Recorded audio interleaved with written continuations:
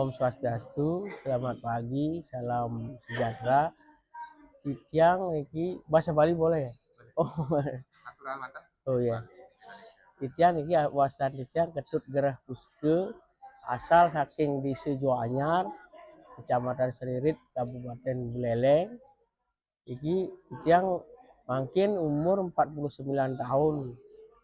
Nah, yang menjalani niki cuci darah niki RSUD niki sampun makin bulan ke-9. 8 bulan sudah berjalan, makin bulan ke-9, hampir 10 bulan lah gitu. Ini pertama sebagai orang normal itu ya. Pertama kali ketika divonis sakit, anggaplah ini sakit yang berat gitu. Ya pertama pasti tidak terima dulu. Ada perasaan tidak terima, ada perasaan menyesal kenapa saya harus mengalami yang kayak begini. Itu biasa-biasa saya kan, mungkin setiap orang juga gitu. Hampir semua orang juga merasakan hal yang sama ketika ada divonis sakit seperti yang saya alami ini. Nah, kemudian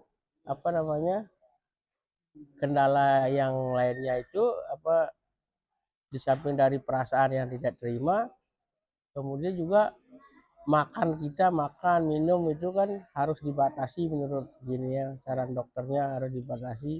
Itu juga menimbulkan perasaan yang gitu, tidak enak gitu. Ya pertama kalinya. Ada saja perasaan merasa bosan gitu ya, merasa itu udah merasa tidak terima kan gitu, ada itu perasaan gitu ya.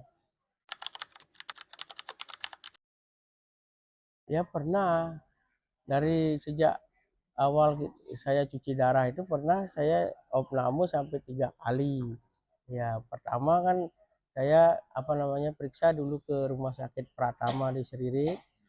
Terus setelah diperiksa laboratorium, memang di sana divonis sudah mengalami gagal ginjal stadium 5 kan begitu.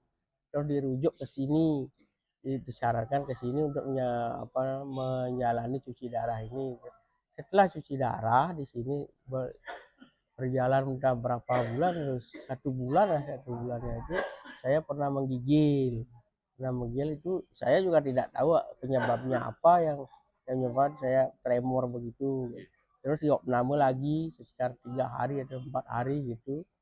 Habis itu kondisinya normal lagi. Terus saya lanjutkan lagi cuci darah itu udah 2 kali seminggu itu. Terus setelah itu kita berapa bulannya, sebulan kemudian pernah juga yang gitu pneumonia itu, mungkin karena ya kelebihan cairan ya sampai masuk ke paru-paru.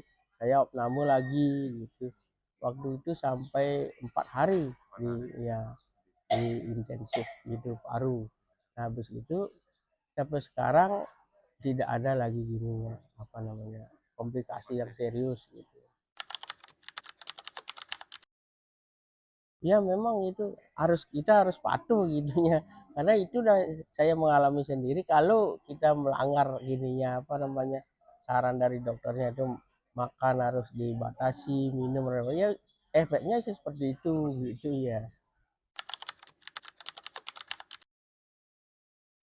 Ya ada pengaruhnya, kayak misalnya kita di Bali ini kan kegiatan adat itu banyak, ada yang itu udah upacara-upacara yadnya itu, terus kegiatan suka duka gitu ada. Terus saya tinggal di desa itu juga kan kegiatan gotong royong di persubakan gitu, gotong royong di desa gitu. Itu saya merasakan itu ada kendalanya. Saya tidak bisa mengikuti seperti ya apa yang teman-teman saya atau masyarakat di sekitar desa saya itu lakukan. Misalnya kalau ada pertemuan itu mungkin saya izin, kalau bisa saya gini, saya ngelawanin gitu, kayak gini bahasa Balinya itu memaksakan diri gitu. Saya hadir, iya saya hadir gininya jarang-jarang gitu ya. caranya ya melihat kondisi, merasakan sendiri kondisi. Kalau misalnya itu udah tenaga saya memungkinkan rasanya untuk menghadiri kegiatan itu, saya datang.